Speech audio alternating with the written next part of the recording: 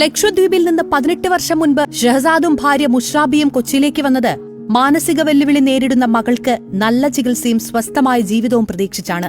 ഇന്നു മകൾ നസ്മയ്ക്ക് പ്രായം 16. സാധാരണ സർക്കാർ സ്കൂളിലേക്കാണ് ആദ്യം മകളെ അയച്ചത്. അതിലൊന്നും ഒരു ഡെവലപ്മെന്റും എന്റെ മോൾക്ക് കിട്ടിയിട്ടില്ല. ഇപ്പോ മോള് സ്റ്റേജിൽ കയറുന്നുണ്ട്, പാട്ട് പാടും, മൈക്ക് കൊടുത്താൽ പാട്ട് പാടും. പക്ഷെ നമ്മളെ പോലെ സംസാരിക്കത്തില്ല ആള്. എന്നെ തോലു എന്നെ പൂക്കാല് കരയാരാമേ കിനിമരക്കരോട് കരയാരേ കിനിമരക്കരോട്.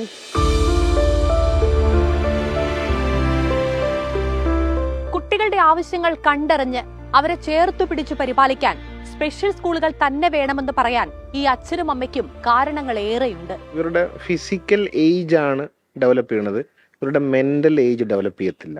9 വയസ്സുള്ള കുട്ടി 4.5 വയസ്സുള്ള കുട്ടിയുടെ ബിഹേവിയർ ആണ് കാണിക്കുക. ഇങ്ങനത്തെ പിള്ളേരുടെ ഏറ്റവും വലിയ പ്രത്യേകത എന്ന് പറഞ്ഞത് അവര് ആദ്യം കംഫർട്ട് ആവില്ല, teachers make them comfort.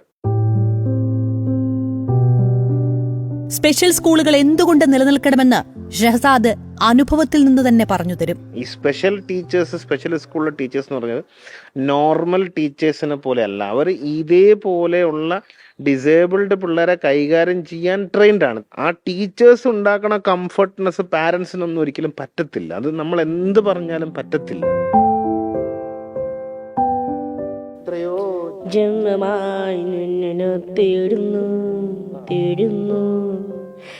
Saneesh സദാശിവനൊപ്പം ജൂലിയറ്റ് സെബാസ്റ്റ്യൻ, ഏഷ്യാനെറ്റ് ന്യൂസ്. എത്രത്തോളം കരുതൽ വേണ്ട കുട്ടികളാണ് അവരെന്ന് നമുക്കറിയാം. ഇപ്പോൾ ആ റിപ്പോർട്ടിൽ പറഞ്ഞതുപോലെ തന്നെ അനുഭവങ്ങളിൽ നിന്നാണ് അവർ പറയുന്നത്. അത്തരം സ്കൂളുകളിലാണ് അവർക്ക് ആ കരുതൽ കിട്ടുള്ളൂ. സാധാരണ സ്കൂളുകളിൽ മറ്റു കുട്ടികൾക്കൊപ്പം പഠിക്കുമ്പോൾ അവർക്ക് ആ കരുതൽ കിട്ടില്ല. പ്രത്യേകിച്ചും ആ അധ്യാപകരായാലും അതിനുവേണ്ടി പ്രത്യേകം പരിശീലനം നേടിയ ആളുകളായിരിക്കണം. അതുകൊണ്ടാണ് സ്പെഷ്യൽ സ്കൂളുകൾ വേണമെന്ന് അതിൽ അനുഭവസ്ഥരായ ആളുകൾ തന്നെ പറയുന്നത്.